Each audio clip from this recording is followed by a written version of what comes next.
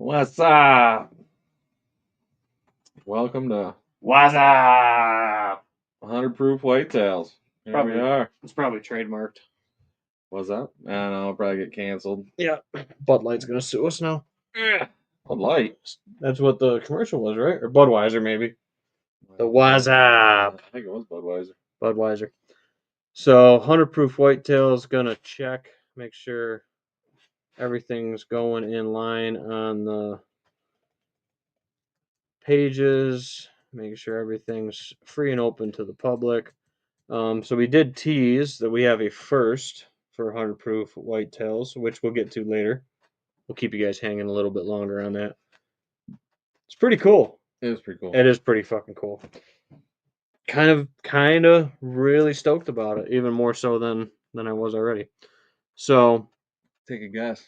take a guess. Anybody in the comments want to guess what the surprise first is tonight? And if you're one of the few that got the text message about it already, keep it to yourself. Don't ruin it. Come on. Don't be a party pooper. So yeah, opening weekend's behind us. First 3-4 days, which is where, I don't know, probably 70% of our gun harvest comes from. 60% anyway. Well, the processors sure show that. Mm-hmm. Yep. I was talking to Jason and Aaron over there, and they said they did 115 in the first 2 days. And dude, there was like 4 deer when I went to pick him up, hanging. That was it. Everything else was fucking done. Or Man, how many of them guys slept? no, Well, they they had a crew there. They had like they got a bunch of the old crew back together and did it. But 67 pounds out of them. Have you tried the meat yet? Well, 67 pounds, and I don't think Jason listened to me. You know how I said I wanted the hind quarter roast, like the footballs? Yeah. You just turned the whole thing into pan sausage. So I got like I got like 56 pounds of freaking pan sausage, which is fine because I like using that for my breakfast sandwiches and stuff. He was a little confused. Yeah. When you were explaining, I don't know if he was overwhelmed or what. But he was a little. Well, I think they took a few more than they thought they were gonna get at that point. Yeah. So let us know how the audio sounds. There's some big ones laying on the floor. I tell you that. Yep. There's definitely a few good 9 tens. There's a big 9-point in there. HB Kim comments in, says congrats on your harvest beauties. Yeah, me and Nate were talking about that. He passed a pretty good buck Saturday afternoon. Yeah, Saturday afternoon. And he's like, I just didn't want it to be over. I was like, dude, I get the feeling. I got a couple does we gotta probably harvest. I got 1-year-old dad at a crunch for dad. Yeah, that buck just wasn't tickling my fancy. Yep. He was nice. Mm-hmm. He was probably, I don't know, 110. You said, I think. Yeah, I don't think he was 120. He was around 100, 110 inches. Yep, solid buck. But scored, but you would have scored better than Dono. If I didn't kill my bow buck, I probably would have shot. Yeah, that's fine. But yeah, so it was a windy ass opening morning. I mean, morning, like the deer were all kind of skittish, on edge. From what I saw, I didn't see a single deer opening morning. Well, you had your beauty sleep rocking. Yeah, I did get up late. Yep. I stayed up to watch that horrible Mike Tyson fight. And I will say that I will take some credit for it because I drive by Nate's house to go hunt, and I texted him and said, "You better wake up." And I was doing that out of a joke. I thought that they were like in the driveway and like they'd already shut the lights for the house off and stuff. No, you guys weren't even up and out of bed yet. No, we're still sleeping. Yep. So that makes it a little tough when you get out late and stuff like that. But no, it was definitely kind of a slow opening morning. I didn't see near the doe numbers. I was kind of sitting between a couple doe bedding areas. Definitely saw the bucks cruising between them. A few of them here and there, but not many does. I mean, I think I saw, I think it was 2 mature does and 3 fawns, and then 4 small bucks.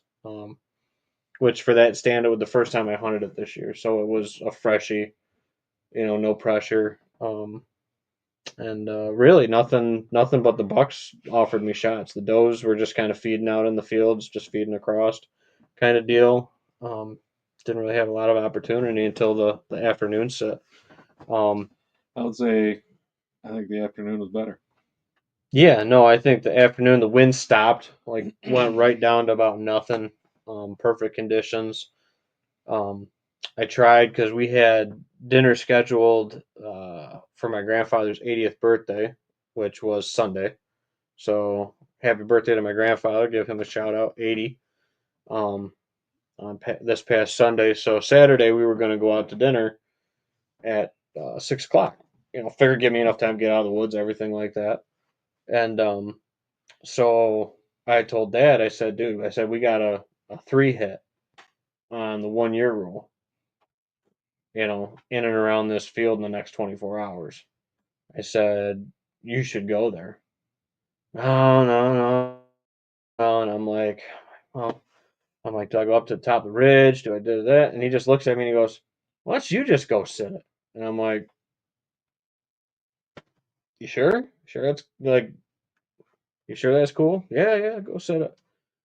Um, so I got on the stand that afternoon. I don't know, it was like maybe probably 2:30 by the time I got climbed up, and quarter to three, or maybe it was 4 o'clock. Had a really nice 3.5-year-old come through. I sent you the video of it. Mm-hmm. Really nice buck come through. Come reading the script, and I got thinking to myself, I'm like, man, just if one of the shooters does that tonight, I said he's gonna be in trouble.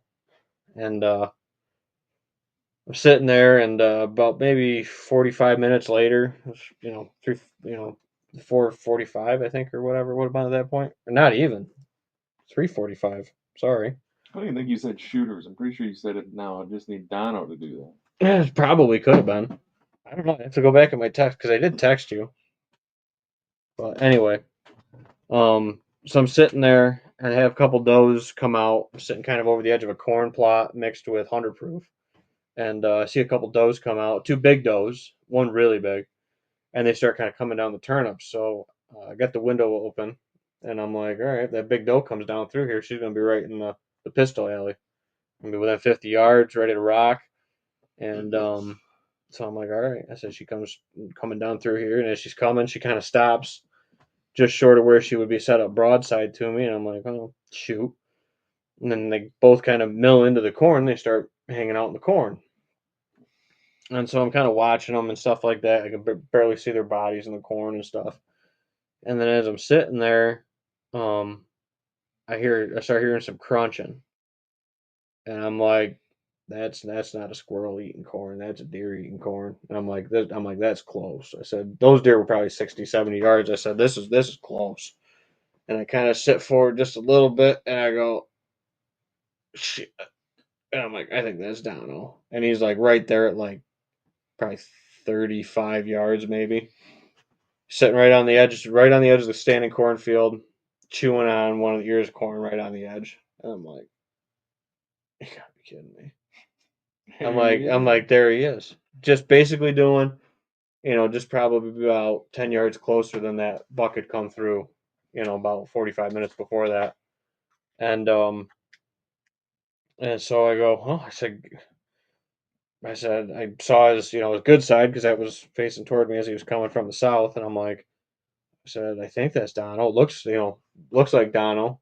A big body on him, and I'm like, okay, good front shoulder and chest. And I put the binoculars on him. I see him kind of turn his head as he's working that corn cob around his mouth. He's got it off the frickin' thing, and I turns his head, and I see his funky, G2 or whatever you want to call it, and his beam, and I'm like, he's not broke. I thought I saw the brow tine when he turned his head too, but obviously that's been gone for a couple weeks at this point. He had another brow tine that came up to about an inch or two short of the other brow tine. So I was like, oh, he's not broken. I said, perfect. So I freaking grabbed the pistol, put it up on the rail, cocked the hammer back, and put it right on him. Shoot him. He takes a couple jumps, and he's standing there right in that that turnip alley where that buck had gone through earlier. So I was like, all right, I'm just gonna put it on him, and you know, and if he's gonna stand there, I'll put another round in him, and I shoot him, and I got him just a little low on the brisket that time, both front legs, and he comes crashing down in the corn, and about a minute or so later, rest is history. Yeah. Yeah. So it was definitely an experience, dude. I mean, both bucks combined from when I saw them to when I shot them both to watch both of them die. I mean, it was like less than maybe a minute this year. So they were long hunts for the amount of hours on stand, but when it happens, dude, it can happen like quick and at the blink of an eye. So for anybody out there that's a little discouraged, I was talking to a couple guys today, wondering, what the secret is or what's, wrong or whatever. He was coming into a 1 year rule. One other buck that I'm pretty sure is still alive was supposed to come in on a 1 year rule. So he was the smaller of the two. I mean, so it worked out. One we had more history with, though. My neighbor gave me the match set of sheds from last year that he found. And then I had the shed from the year prior to that over there, which just happens to be his funky side. Um, which, funny enough, when I first started hunting with the pistol, it'd be 3 seasons ago now, like you were saying, he was the first deer that came through within pistol range on me. When he was that guy, and I was like, man, I said that'd be a really cool pistol buck for a first pistol buck. And then I let him go, and then I ended up killing St. Patrick with the pistol that year. You know, um, after that, so it all worked out. Um, but yeah, really cool buck. We did stretch a tape to him, or I stretched a tape to him before we started. But I mean, you got bases here. You got, just touching to not touching, dude. I mean, they're what were they, 5 3/8 and Yeah. 5 1/4. 5 1/4. He's got heavy bases. Wicked cool, gnarly, old buck. Definitely at least 4. I mean, judging by the history and stuff, could be even older. Um, but obviously we don't have them cleaned up yet, so we just got them wrapped in a plastic bag and just mummy wrapped with duct tape. Yeah. But yeah, I stretched a tape to him, dude. He actually scored a little bit better than I thought he was going to score. I figured he'd almost be, 5 6 inches, 10 inches less than where he ended up. He's got a pretty good right side. Yeah, his right side's decent.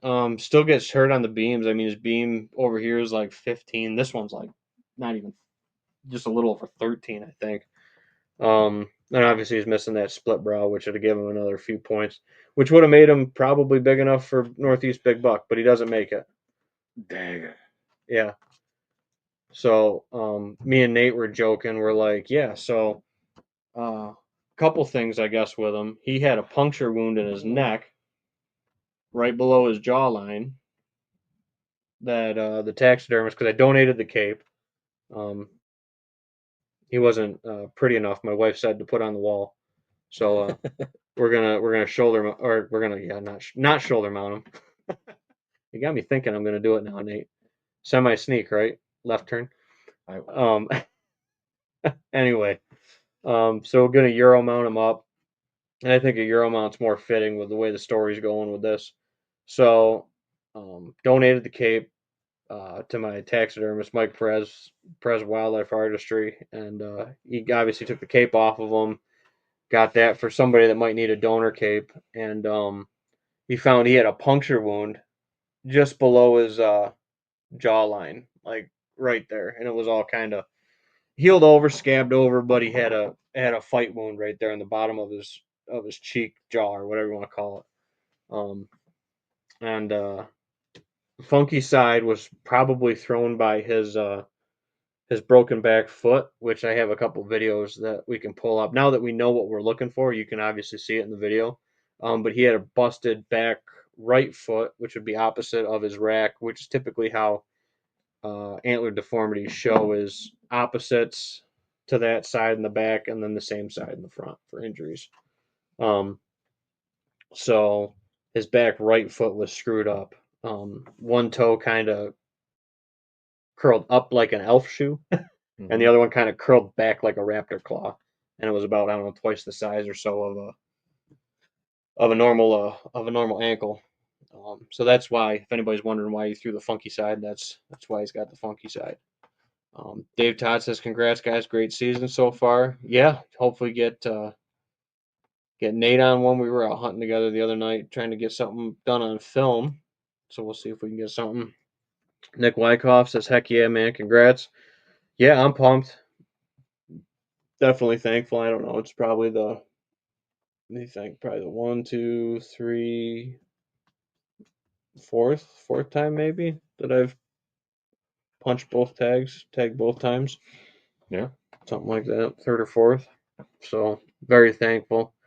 A lot of hard work though. You and me were talking about that before we went on, dude. Like people say like, oh, that's great, congrats, lucky, da da da. It's like if you knew the hours It's all and the year. time and the sweat It's and nonstop. everything, going through the rosebush thickets, the blood, you name it. Arguments with the wife. Yeah, yeah. Deciding whether you're gonna mount the deer that you spent all that time and money on. Not only that, Yeah.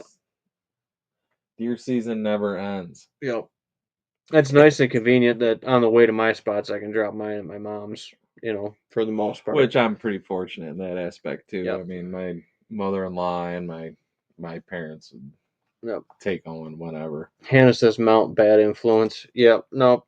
Unfortunately, he's just getting Euroed, which I guess the rest of the story makes it really cool, and I think he should be Euroed now after, what the rest of it we Well, if discovered. you were gonna mount him, never would have discovered that. No, probably not. Nick says expensive year for me. My wife shot her first deer, and it happened to be a giant on Saturday. Awesome, dude! Congratulations to her. Way cool. Way cool. Yeah, there was a bunch of good deer, dude, that hit the ground. Trying to think. A couple more in the neighborhood got knocked down. A couple 2 and 3 year olds got knocked down in the neighborhood. But yeah, but like I tell people, dude, like you never know. Like there was neighbors I saw some pictures of deer that I didn't know, and they're within a half mile of our place. And they're good. They're nice deer, and it's just like I don't. And I run a ton of cameras, and I don't have a picture of that deer. I might have had one of that deer or something like that. Like the one Ethan's wife shot. I think I only had a few pictures of that deer, maybe tops. That was a nice deer. Yep, really solid buck. We actually thought it was a different buck, which don't know. He's been MIA for a few weeks, so we'll see if Hank's around or not. He's around. Nate's I got him tied to a tree for next year. I got my stamp on that deer. Next year with my muzzleloader, he was limping, man. He was limping. Brian, I swear he was limping. Yeah. So after I shoot him, I have to run down there and break his leg quick. Yeah. Put tape Donald's leg to it. It's all stinky. His leg's really messed up. But yeah, so we'll see where the rest of the season goes with it. I got to take some does. Probably at least 2, I would think, maybe 3. We'll have some, that's just for me to put some in the freezer. I want to do a big batch of summer sausage, and do them for Christmas gifts for folks. Well, you're down one deer. That one was no good. Yeah, so I mean, I did take 2 deer this year, but I didn't dare eat 6-pack, which is, like I said, where we're going with the story. The joke is that 6-pack got a shot in on Dono, and then Dono's brow time busted off and 6-pack's back. So that's the story, and I'm sticking to it. But nope. And again, both bucks are the first bucks that I've taken out of those stands too. I talk about that a lot. That there's only, I think, one stand on the farm that I've killed more than one buck out of.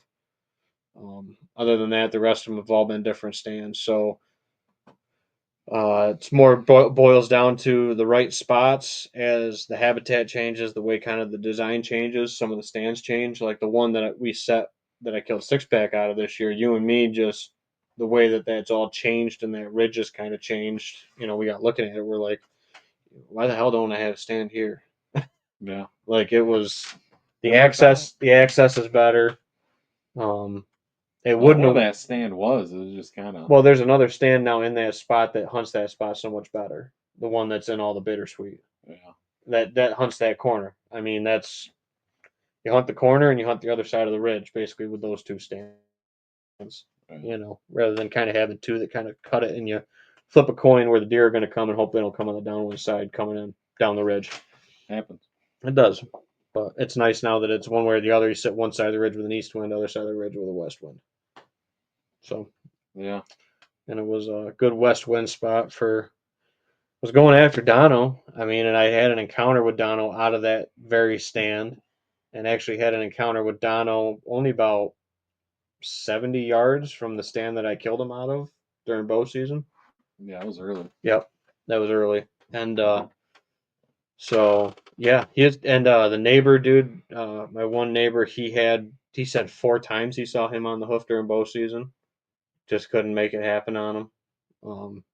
So the dude was a warrior, man. Had the freaking fight wound in his neck. I don't know what he had once they peeled him. I mean, for other injuries, he could have had more, but he had the busted back foot. Had a few bullet holes. Yeah, a couple bullet holes. Got shot a couple times.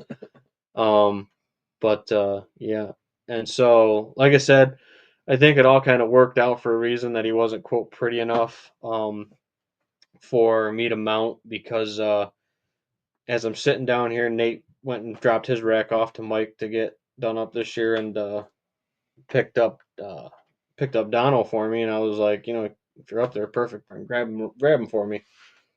And so we grabbed him and The whole time I'm telling him that ordered a form for it and yeah. And I even put the deposit down. I even got the taxidermist to message him saying, "Yep, semi sneak yep, left turn, right?" They told me what form you wanted." Yeah.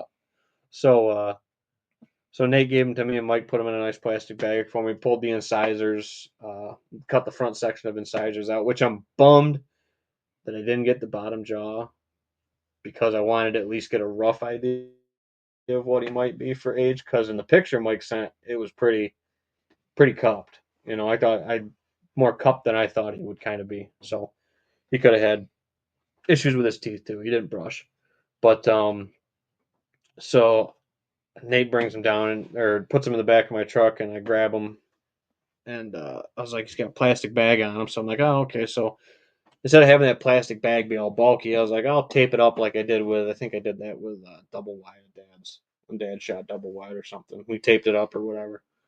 That way it kind Now, of. are you gonna take that tape off for your for Dahmer's, or are you gonna make Dahmer take it off?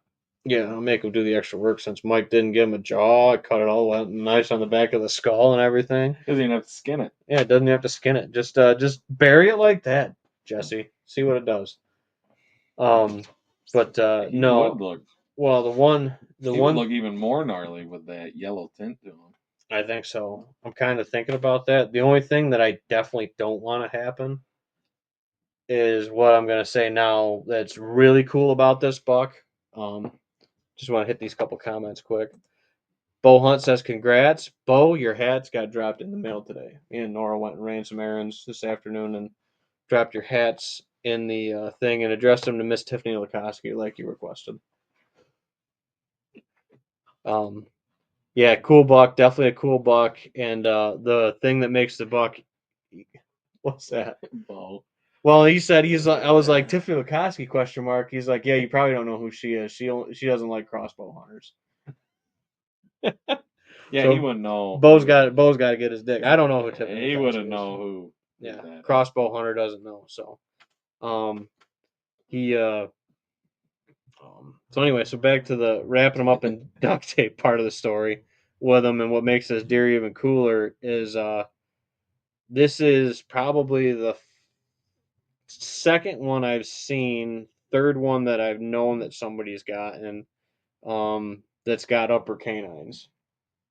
So anybody that might have heard about that before in deer, Dono is one of the very rare few from Googling it or whatever. It's less than 1% for sure. They say the number could be as low as 1 in 10,000 have upper canines.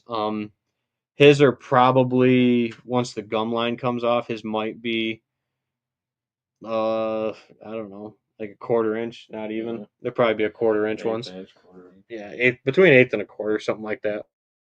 So we taped them all up except for, I'll take them in front of the camera. Nate, let me know if you can see them. So this is a a prehistorical trait that He's pretty prehistoric looking. that deer carry. See it or no? Looks like a big white head. Right there. And a zit. That's showing it good. Yeah, you can see it pretty good. And then you got this one. Turn him a little bit for that other side. Other way. Yeah, you can kind of see it there. So those are actually tonsil stones. So I mean, you can see once you pull it back, which is pretty cool. He's got the upper canines. Well, keep trying, Chris. It'll bring you some luck. Don't you worry. Actually, the guy at work who won the blind. Yep. He punched 130-inch 10-point. Oh heck yeah! He's like, he goes, I don't really like posting my picture. He goes, not really about social media. I was like, oh, all right. Yep. But yeah, he was hunting with his orange hat. Mm-hmm. Chris says hasn't brought him any luck yet. Yeah. Hey, keep going on it. But yeah, I think it's definitely something cool, and I guess it was all meant to be, like I say with everything that I think it was meant to be that I wasn't going to shoulder him, because now I can use his cape for 6-pack because he had no good of a cape. Make sure you inform Domers about your make sure trait there. Make sure the teeth don't end up in the bucket and thrown out with the bathwater. And your tag. And my tag holder. And whatever else. Yep. He says he thinks it's on his workbench now. He gets a little wild out there, Yep. So, but yeah, got the upper canines. I mean, that's going to be really cool. And second buck with the pistol. So yeah, dude, it all worked out pretty good. And we still got a couple we think might be alive over on the lease. I mean, we haven't heard of anybody over there shooting them or anything we've seen. But you never know. We got some public around there and stuff. So there's probably a dozen shots on public. Yeah. But that morning. But yeah. The story of Dono. But yeah, my opening morning was really uneventful. So I was already running late. Didn't get in the stand till like 6:45. And I get out of before I even got in the stand, I got out of the truck and I go to rack around and my gun jams. Like, here we go. I'm already running late. So Liza, my wife, takes off to her stand. She gets set up. I'm over there trying to figure out. Well, come to find out, when I cleaned my gun out, the barrel, the swab patches, apparently a piece of one ripped off just enough on the edge of the barrel. It was just a little piece, but it had just enough gap there to where the shell wouldn't rack. So finally got that out of there. Cut my finger in the process of trying to get that out of there. Got up to the stand. Oh my God. It was the morning was a shit show. But it worked out. And I don't know, we sat until 10 or so, and then we got out of there, went back, picked up Owen. Owen actually stayed the night at the in-laws, which was nice of them. Yep. So we could do what we got to do. So you could get up early. So I could get up early, and didn't work out. Yep. But yeah, and then the afternoon was a lot more eventful. Liza went down to the blind. I went up on top of the hill on my one stand, called the Harambe stand. And I had a nice encounter with that buck. Maybe by the end of the year I'll regret passing him, but I think it'll pay off. I think you go kill browse over on the lease, and I'll be good. You'll forget all about it. And then I seen a couple does. They kind of came in behind me. They busted. They got down my wind. The buck didn't give it really two craps about my wind. Those does did. They didn't like it. And then I heard the wife's 243 go off. That got me all riled up. That was about 5 o'clock, just before 5 o'clock, and she said she shot at a good one, or shot a good one, and we went down looking for it, found some hair, searched for a little bit, couldn't find anything, no blood, no nothing. So called Ben. He said he had that dinner thing going on, him and his dad. So yeah, I'll meet you down there, give you a little hand. I don't know, we probably searched for what, an hour and a half, Yeah, about that. and not even a drop of blood. Couldn't find nothing. That deer was out there a little farther than I think she thought. That deer was out there about 180 yards, and she zeroed in at 100. She probably shooting just under it, thinking. But It could be. And she doesn't practice at that extended range that much. I mean, she'll shoot the gun at 100 and stuff like that or Yeah. whatever, but it's different, dude. It's a different ball game when you get out there, and start stretching it. I mean, she did say she thinks she needs to shoot her gun a little more. Mm-hmm. Get a little more comfortable. I mean, that's when you really start becoming lethal. Well, the more you practice, just like with the archery leagues and everything. With anything, but once you actually get to know your weapon, I mean, you get to know what it's going to do in certain situations. I mean, that's when no doubt, that's when it gets lethal. No doubt. We were talking. I was thinking about putting something with a little bit of magnification power on the pistol. I do like that 357, but I'd really like to get in the habit of starting to shoot that, like at least once a month. Just go down to the club, pick a day or whatever. Maybe we even do a live video from the range and, talk about some tips when shooting and stuff like that. Not saying that we're like, A plus class, shooters or anything like that, but some of the tips and stuff like that I've had success with, or stuff that doesn't work for me or might work for you or whatever. There's a lot of stuff that you could pick up little bits of this and that from people. Yeah. I learned a fair amount actually shooting with Keith that day when we went and checked guns, because he shot a lot of pistol. He actually shot that pistol better than I did that day. When we were ripping rounds at that deer, the iron bucket 200 yards with it. So he wasn't 200. He was like 35 probably, right there to the edge. But yeah, I don't know. I went back the next morning, looked for that buck again. Yep. Well, you were with me. Yep. Nora and Owen were with us. Mm-hmm. Well, Nora was napping, and Owen, he got a piggyback ride most of the way, a half hour. Yep. Still, got no blood, no nothing, but I felt better going back during the day and looking one more time, because definitely been in situations before where you think you hit them and then all of a sudden it's that deer. Mm-hmm. So I feel better. We did I feel like due diligence, but Liza was pretty bummed about the whole situation. Mm-hmm. But yeah, I mean, if you haven't been there, just give it time. Yeah. Doesn't matter who you are, it'll happen to you at some point. Missing one, hitting one, and not recovering them. I mean, all that's part of it. It does happen.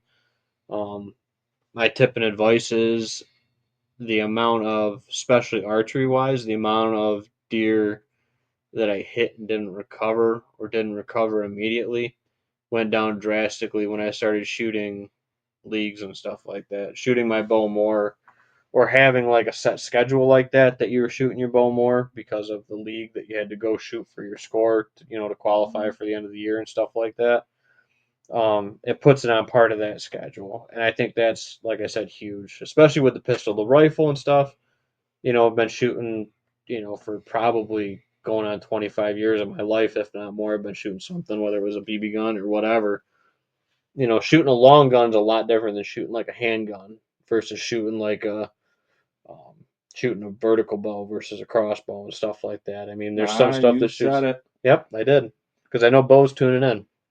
I see he's got another little essay comment that we got to read here in a second. But this one's about whiskey, it looks like. It is, and it's kind of cool, and it's something that I saw. They steal that from us, Bo, because Brainy and them get hooked up a working class. You know. Yeah. Did Brainy steal that idea from you? Yeah, maybe. Kill They bottle? got Kill bottle's up there, well, but Ben hasn't drank out of yet. There. It's over there. It's in the glass case. Oh. I will. I'll do a little pour out of that tonight because I didn't have it. Chug, chug, chug, chug. I didn't have it chug, when I killed chug. Six Pack because it was when we told that story. It was Ryan and Dylan on that episode. Yeah, I wasn't here that night. Mm-hmm. So I could do a little pour for Dono and Six Pack. Which Dylan should probably stop by my house sometime. I was gonna say, Dylan. Called his dad. Yeah. That day, drove by the house. He's only 5 minutes down the road. Yep. Yeah, I'll be right there. Never showed up. I will say. I mean, we'll give him a shout out because he's a nice guy. He's a nice guy. Nice guy. Ryan or Dylan? No, the guy that won the blind. Both of them? No, the guy that won the blind. Oh. Yeah. Yeah. Chris, right? No. No. Chris was the Steve. Lush. Sorry. Chris was the guy that commented. That's what it was. So Steve. Amos. Yep. I'm pretty sure I went carp fishing, bow fishing on Connor Fox's boat with Chris Amos. That's possible. I think Amos is a big dude. Yeah. Yeah, I think so. Sounds about right. Tall. Yeah. I think it was him. So thank you, Steve. Steve. Yeah, Steve Luck. Yeah, Steve. Yeah. Steve said he said pick a youth and donate the blind to one of the youth hunters that's just getting into it. And he did say, or you could do like a drawing of a hat. Wow. I'd rather give it to a kid. Sorry, guys. We're no, with a youth. Drawing for a youth. Dylan killed his buck with our sweatshirt on. I think that justifies. That justifies it. Yeah. Yeah. But then Mark's oldest showing with his orange hat on. With his orange hat on. That was a stud. Yeah, that was a good buck. That big 5-6-year-old brute. That one side was just straight up. Yeah. Like, I swear to God, 12 inches. Mm-hmm. Yep. No, I got to definitely talk to Mark. I got a couple deer I got to score for them. Obviously, once they get through the drying period, they've been having a heck of a year. Because I think his oldest shot one with the bow too last week of bow season, or so they've been some overtime. Yeah, they've been having a definite heck of a season over there for the Bookmillers. But yeah, so Steve said give the blind away to a youth. I think we'll give it to Dylan on this one, but because he put the picture up of that big old deer with the 100-proof hoodie on that he wears to school, and as he should. Yeah, I mean we're all about having the kids get out there and everything like that. We featured a couple youth hunters on the show and other guys, that we know that have had success. Jesse and Caleb came on this year, told their stories and stuff. So, dude, we like that. We like that camaraderie, just hanging around. Tried getting a couple other guys to come on, but they're camera shy, I guess. We'll get there. We'll get there with them. I know that like to have Joe from L&B come on, tell some stories. He shot a good one with the bow this year for the first time in been a handful of years since he's snagged one with the bow. Arbogast. Yep.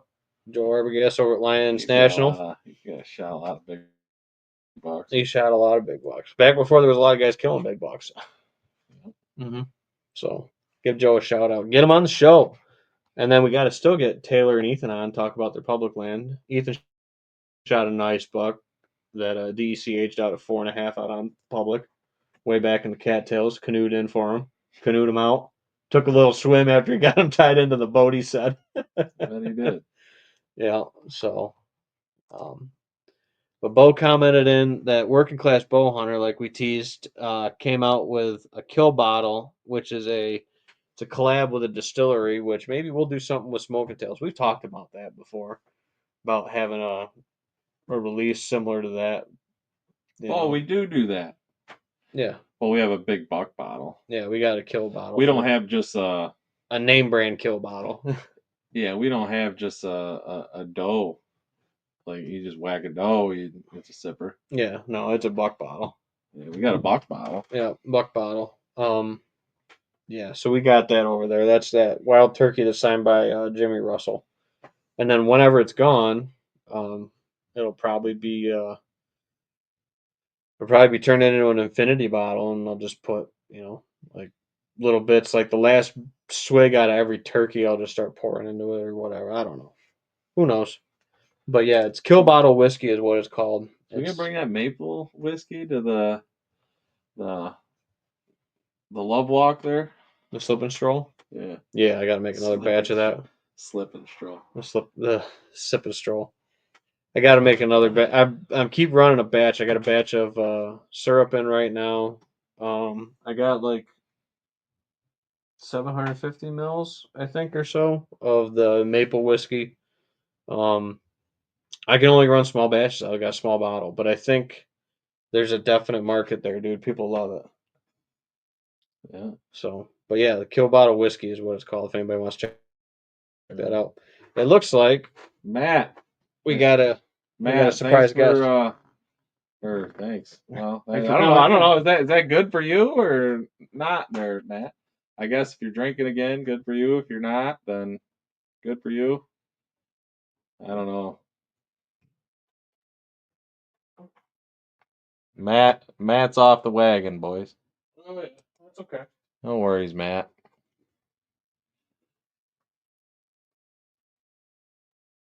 But well, Nora, she's back. Here she comes. She's late to the party. What do we got? 40 minutes. Napping. Mom's got to go back to work. Yep, got a big grant meeting. We got your snackies though, Nuggy. Is that the big deer you got your picture with? So, I don't know. Kind of, I don't know what the game plan is. Had a few friends reach out. Maybe they want to go do something. I don't know. Just grind it out. See what happens this weekend. Just keep playing my game, trying to hunt smart and see what happens. Got a few good bucks still out there. I haven't pulled cards Only the ones when I was hunting and when you were hunting. on the on my lease over there in over a month. Yeah. So I don't know. Yeah. It'd be interesting to pull cards to see what actually showed up. Yeah, no, there's a couple properties. There's a couple. Well, I shouldn't say a couple properties. A couple cameras that we haven't pulled in, like you said, over a month or better. I think I have a couple I haven't pulled since September. Yeah. Well, you run 36 of them. It's more than that. I don't even want to do the count, but I know it's more than 36. Um, but that's where, dude, the data comes into play. Like we put that with Dono. The one night I went up in there to hunt Dono. Oh yeah. Yeah, out of that one stand I saw him. So, we hit a lot. We hit a lot of deer on the 1 year rule. She wants to go crawl. Yeah, I know she wants to crawl. Oh, she's crawling now. She started crawling today, like actually, like big time crawling. Yeah, she's on the move. Ben and Hannah are in trouble. Yep. There's no more sitting still. It's all over. All over. But Yogi bite. yeah, we'll see. I know Eliza wants to get out again. Yeah, we definitely got some does to take. I'm in a big doe contest right now. With who? Did you sign me up? Some local people. I don't know. You haven't shot one yet, so I guess we could enter you in maybe. Caleb's big doe contest. Shoemaker? Yep. Top doe right now is only one. Is he like top doe right now is only 120. I'm Tommy's cousin. I'm like your best friend, and then Caleb doesn't even consider me. Caleb, that's bad juju. Yep. If that you're ain't listening, good, Caleb. If you're listening, he'll listen to it tomorrow. Yep. Yeah, which actually we got a whole backlog. I realized that I haven't been posting them in a good relative fashion. So we got to get we got to chew it. We got to get got to get some put up that are past episodes. So if you guys are wanting to do a 100 proof binge or got a road trip for the holidays coming up, yeah. Oh, yeah. You got a lot to say for somebody on the show. Yeah, we already go to the next one. No. Oh, Matt's doing Bo says, "What are you guys running for cell cams?" everything. So this will probably come as a surprise to you guys, but I am running nothing. Cell cams. Yeah. Oh, I think meant just cam. No, nothing. Nothing. No cell cams. 0. Cell cams are cheating. So, for crossbow guys. Kill a buck off a cell cam. So I'll say that I guess there's 3 reasons why I run cell cams. Yeah. It Reason would be number- a mortgage payment for you to run all your cameras on cell cam. Yeah, to replace them all. Yeah, that's a big one. We'll just call cost. We'll call reason number 1 cost. Because of the amount of like information and intel over the properties I hunt that I like to have. So second reason would be I would drive myself nuts if like my cameras were going off. Oh my god, he's right there. Yep, exactly. He's right there, or he's coming. Oh my god, he's coming. I'd It's get one- fired. Yeah, I'd get fired because I'd be like leaving my job or like being like, all right, guys, I got to drive back to my property to go hunt right now because the big guy daylighted this morning. So that wouldn't work out on that. I've used them in the past more from a security standpoint, but as for like for game, I don't have any for game. You know, for trail camera locations for intel with that stuff. If any of you guys have followed along long enough, we do the 1-year rule serial killer board. Dono got hit going right, slotting into where he was supposed to be. Six pack just had no history, but that was a hot morning where I killed Six pack. So he was doing, I think, a lot of the same, just cruising that bedding area has always been good. I mean, the day I killed Six pack was the same day that I killed Bud up in there a bunch of years before that on a similar ridge. You are just full of it. Oh, Smiley, talky, yeah. jumpy. Yeah. Yeah. Yogurt bite. Yogi bite. Yogurt bite.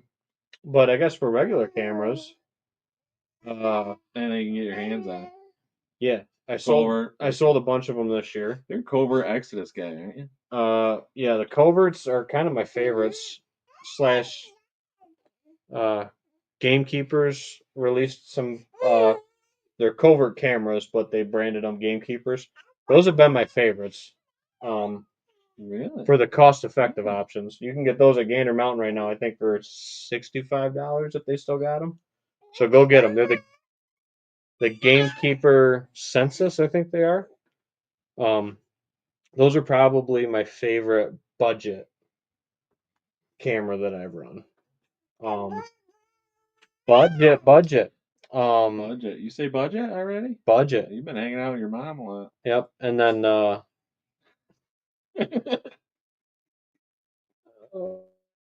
boy. I got a couple Moultries, a couple Bushnells. Those I've had pretty good success with too. I got a Moultrie, dude, that's like from 2010 that's still running.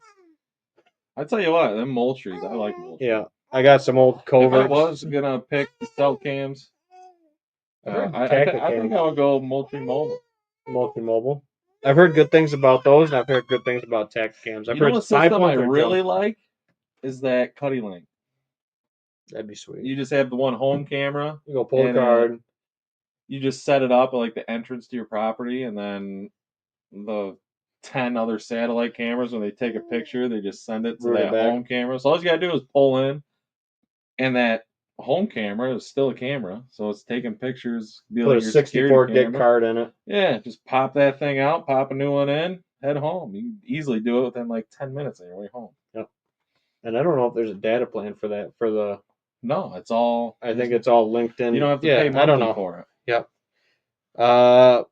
Bo said Cuddy Link's awful. Ran for 3 years, never worked right. And again, dude, you're gonna have maybe if they work out the kinks, Bo. I'm sure there's I haven't tried it. I sure like the idea. Yeah, I really like the idea of it. Bo likes Pasco. You mean Temu? The Temu specials. Temu cell cam. Yeah, Tasco cams on public. Can't believe how well I've heard decent things about those Tascos. All my Christmas shopping is on Temu. Temu. Yeah. Yeah. it always comes back what you didn't order. It's like it's almost like you getting a gift. Yep. You don't know what you're gonna get. No. Anyway. But yeah, there's no, you and the bar mats. You gotta watch those. But yeah, the trying to think if there's anything other than Bushnell. I have some Brownings. Actually, I have some Brownings I would like to sell still. That work fine. It's just with the amount of pictures I look through and the amount of like data crunching going back and forth, it's really nice to have like the same formatted files, and the Brownings throw a little bit different file shape, so it kind of glitches between them. Um, but I don't know. And then Exodus are my overall favorite. You're gonna pay a little bit more for them, and they're just coming back around with having the non-sender cameras and like the lift. I have original lift ones that are still running. That like when I was talking to Chad and those guys at the Upper Genesee Aerofest, um, they're like, "You have those cameras?" I'm like, "Yeah, I'm that guy that sends them back in that they're all like painted with black paint because the paint's all faded on them because they've been in the woods for so many They years. look white. They look white almost." I'm that guy that sends them back to you and is like, "Hey, can you just do like a firmware update or like Both things you clean it out or whatever?"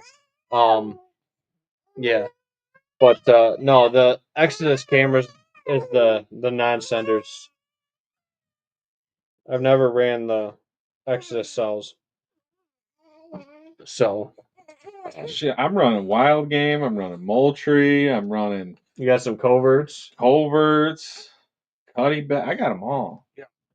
I had a cutty back. When I plug my SD card into the computer, You don't know what the bottom screen's going to say. I got to click on all the little different files to find the one it came out of. Bo says don't run the Exodus cell cam. Had all kinds of issues with them running right now. I've heard that there's been some issues. I've never ran an Exodus cell. I just like the quality and how they stand up on their non-cell, the non-sender cameras or whatever you want to call them. That they went to that new battery design, dude, and it's like I can't go get batteries for it. The rechargeable one that goes in them, that's supposed to be a longer lasting. Um, I'm all for trying to make that product better, but I think stick to the basics. They had a great product with the lift and the Treks. Even the Treks are really good. Those are the ones that don't have like the digital screen that you can see what you're aiming at. Um, but yeah, if anybody has any of those lifts, I wouldn't be surprised if they're still running, and I really like them. So, I think she just said mama. Mama, yeah, she's been saying that lately. That's been mama, mama, ba ba ba ba. So, Sugar butt down. yeah, that's okay. Caleb. Bear will find it. Caleb. Upstate Hunting says, "Oh, I misspoke. Sorry. Doe contest entry closed October 1st. Sorry, Nate. Next year. Y'all were scared. Two-way tie right now for 128 for the highest. Y'all were Dressed. scared. So 128 solid, dude. I mean, I've only had a handful of does over that 130 mark. It might have been Tommy's biggest button buck. I don't know. We'll see. Yeah. Hey, if I leave her twins in her, will that count toward the weight? Because I guarantee you, most of the does that I'm taking late season are gonna be pregnant for the most part. Because that one, you remember that one we found Eliza's, dude? They were like just little itty bitty red speck. Yeah. They were like just starting to be developing. But I've had them, and I've seen ones that come out of nuisance kills out of orchards, dude. Those ones are scary because they're alien looking when they come out when you dress them. Like it's spooky. It's eerie, dude. You know what I mean? Yeah. So actually, I donated those ones to the college because they were Anyway, that's enough detail.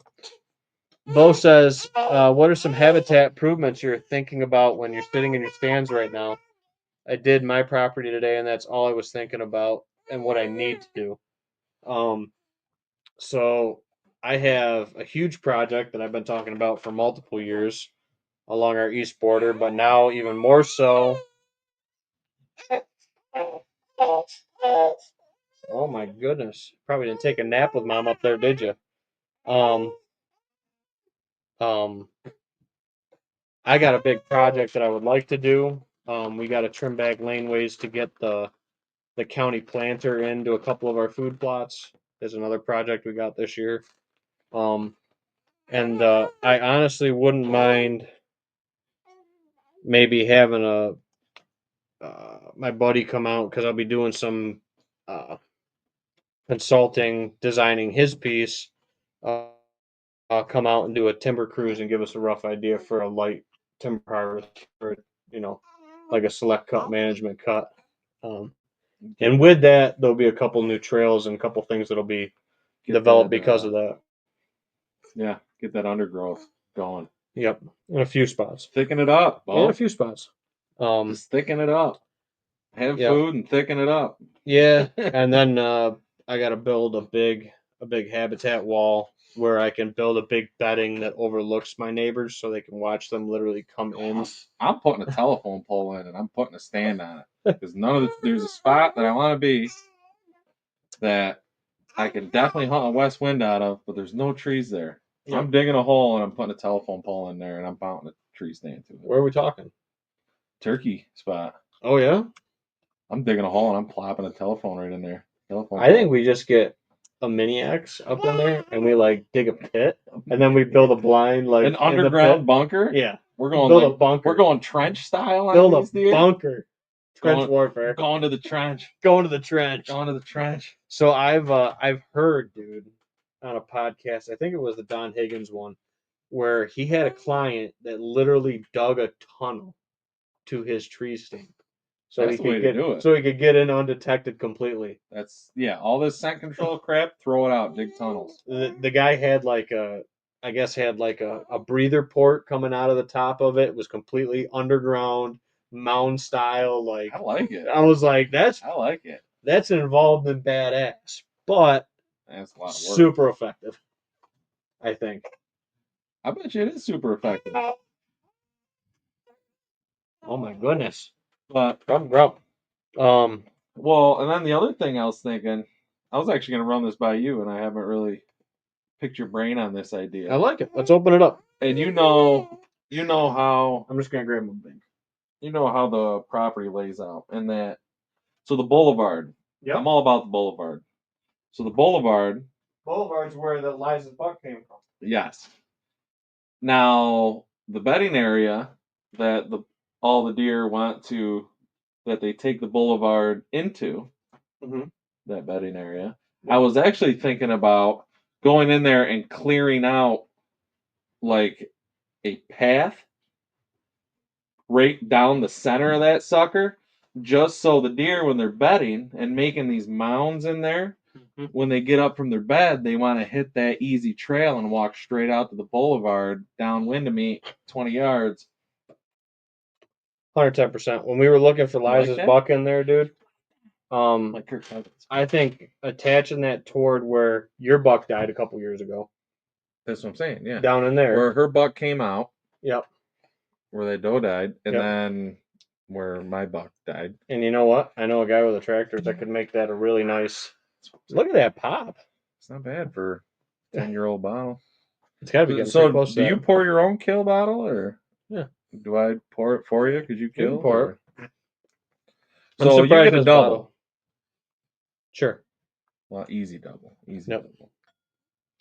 Yep. I'm on dad duty for the next half hour, 45 minutes. So 1. There you go. Perfect. There you go, Bo. This is the kill bottle at the bar. So this is so Bo knows, and I don't know how many times we've talked about your Jeremy Russell. Yeah, the Jimmy Russell. Or Jimmy, not Jeremy. Jimmy. So there you go, Bo. We have a kill bottle. Yep. Signed. That was bought right at the distillery down in Kentucky at Wild Turkey. Autographed by Jimmy Russell himself. Back before me and my wife were married. With the old 112 proof. Now it's 116 proof. 2016, private stock, old tin cup. The bottle's almost 10 years old. It really is. Holy smokes. I thought you were joking when you said it was 10 years old. All right, 2016. Yeah. It's plenty old. Plenty old. Um, but yeah, dude, I like that boulevard idea. Tie it right into where like those cedars and those spruces are. Yeah, and then everything we cut out of there, I just want a mound. So the deer have like, it's just like bass with fishing. Structure. Mm-hmm. Give them structure to sleep against. I would groove on that. I would leave the evergreen component and then like add some structure in there. Yeah. Make some more defined bedding area. Yeah, don't take out my evergreens. No. No, I like that evergreen component. 100%. And it's the right it's like almost the perfect mix of evergreen and the evergreen and the dogwood. I wish there was a little more. It's a little on the light side, but not terrible. You know. It's nice in there though. And then the front, it's got that good, I would say almost 50 yards of goldenrod in that one section, where they really easy. come out. 50 by 100, I would say. Yeah, but I think they bet in that, but that's doe betting. So what we're trying to do is make adjacent. I want a nice easy path for that buck to cruise down and check that bedding. Yep, cruise that ridge through the boulevard and keep going down through there, work up and across over to Harambe if they want to, and circle around that way. Make a loop, make the merry-go-round. It's like a horseshoe. Like I've talked about before on client pieces, is make the merry-go-round. And then if they go past either end of the horseshoe, they get hit by a car. Sometimes that happens. That would be the rule. It's unfortunate. Bo says, got a question for you guys. Would you put an access path right on your border, or would you move it into the woods 20 or 30 yards? Now, this is a loaded question because I think it depends on what your border looks like versus 20, 30 yards in. If you have like a change of topography, a dip, or something like that, 20, 30 yards in, some kind of other feature that would make it a reason to be there, yes. Yeah, but I don't think 20, 30 yards is going to make a difference. It depends, dude. I've seen a ditch be, a ditch or like a ravine or something. If there's, yes, what you're saying, some kind of piece there. There's some kind of feature. Yep. In the ground, like that you have to get around. And then, but I mean, I don't really think 20, 30 yards of you walking is going to make a whole lot of difference. But it's the thing. Yeah. Because I'm assuming you want to access with your wind blowing onto the neighbors. Yep. Or crossing onto the neighbors with the wind, yep. Is what I'm guessing. Yep. So 20, 30 yards with your access, I don't really think it's going to make a difference. Yep. And again, with access too, sometimes it's not a dead straight line down the border. Then you hit a ravine, and then you can take that ravine in to make access off of that. Like slow down. You're good. Just a little yogi bite. Yeah. No, don't bite my hand. So, yeah, because I mean, like the love stand was like that, just because you couldn't get to that from like a border without walking across a wide open field, so you had to hold cover. I mean, like there was a feature there. I'm a big fan of walking straight down the middle of a wide open field. Oh yeah, and at post daybreak entrance, and then like early afternoon when they're back in bedding. Yeah, like it's perfect for doing that when you're hunting bed to food. Yeah, not food to evening. Bed. Yeah, more evening set stuff like that. Well, stop eating your hand. That would help. So I guess it would depend for the access path what you're going around. I would say if it's along like a field edge, like sometimes the property lines. Sometimes the property lines. Field. Yeah, and if you can't get access to the field, yep, you obviously walk the field.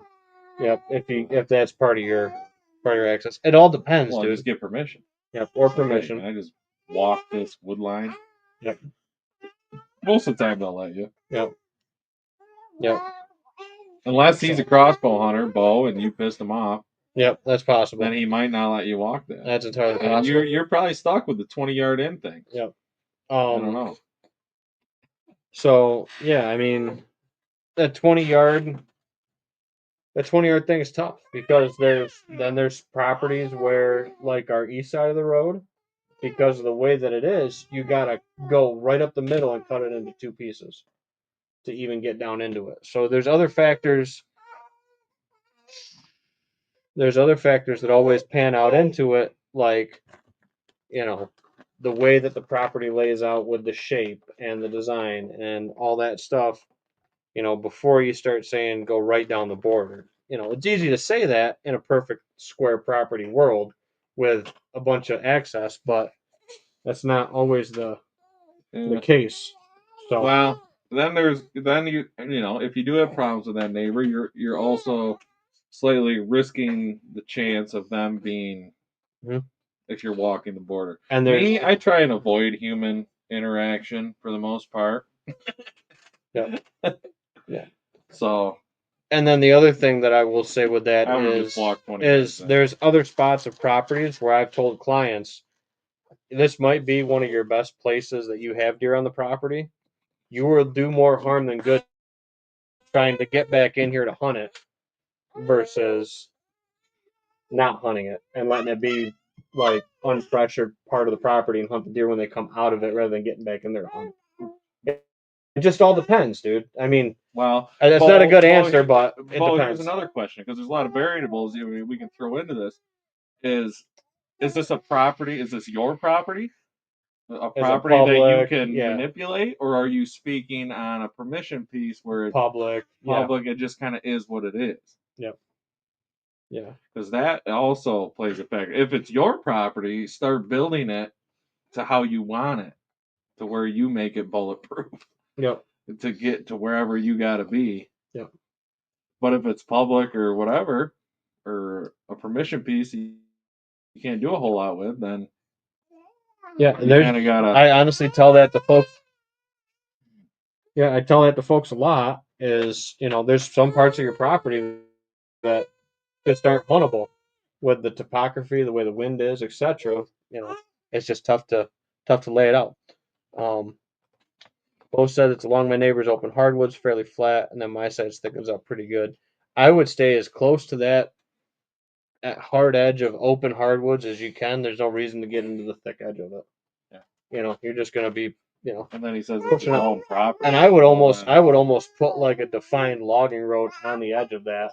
Take every overhanging branch off of it, so you don't have any scrapes or deer movement. Don't plant it. Don't attract the deer to that trail. Yeah. Have it be like a wide open, just a logging road. So basically, you drive the 4-wheeler down it. You don't open up canopy. You don't make cover along the side of it, and that's your access. It's just quiet. You don't have sticks and debris rubbing you or anything like that. Um, that's pretty much going to be my take on it in a nutshell. With a Then couple if his minutes, side thickens up, then you might shift it or change it well, or that's what he's whatever. saying. Yep. Because it's along my neighbor's open hardwoods. It's it's fairly flat, and then my side it thickens up pretty good. Yep. Well, Might change with a timber harvest or I would get in there with a tractor. I make a little tractor, a little dozer, and knock out a nice even log just a road. chainsaw or Chainsaw on a side by side or a 4-wheeler, and just go down through it and make it so it's a nice open lane that you know is a good access route. and then Because you don't want you don't blow want your wind through the open hardwoods. Yep. Don't blow it into the thick stuff. Mm-hmm. Yep. And again, if the wind ain't right, doesn't matter if it's your favorite stand. Don't hunt it. And we say that all the time. It's actually more productive to stay home and just grill a steak. Yep. Or you get to the property and the weatherman said that it's supposed to be southwest. You get there and it's southeast. Doesn't matter what you had game planned. Text whoever knows where you're going. Mine's my wife, even though she probably doesn't know where any of these stands are. Nate knows where all of them are, but yeah, your wife would probably just contact me. You should probably just contact me. Yeah. And then Hannah would be like, I've heard from Ben. I'm like, I'll go get him. Yep. Hopefully that never happens. Down again. Yeah. He's going all acrobatic out of his saddle with his crossbow. He's been getting pretty Western this year. Yeah, Western with the crossbow and the saddle. He's been going pretty Western this year. I told him it was 50-mile-an-hour winds. Why the hell's he going out? Yeah. No, I've never found Ben upside down in a tree stand, if anybody is wondering. Nope. That was a joke. That was. But, well, I think that was a good show. Episode number 50, by the way. I don't know if we ever said that. Yeah. This is Number what 50. we think we've counted as our 50th, but we can't count that good. So, but we're gonna go with the 50. Mhm. So, a little over 2 years, 50 episodes. We're having a good time, and yeah, you gotta have a bottle. I know it's getting late. It's getting to bedtime. But thank you all for tuning in. We'll hopefully be back next week. Might be a little tough though with it being Thanksgiving week, but we'll see. Yeah.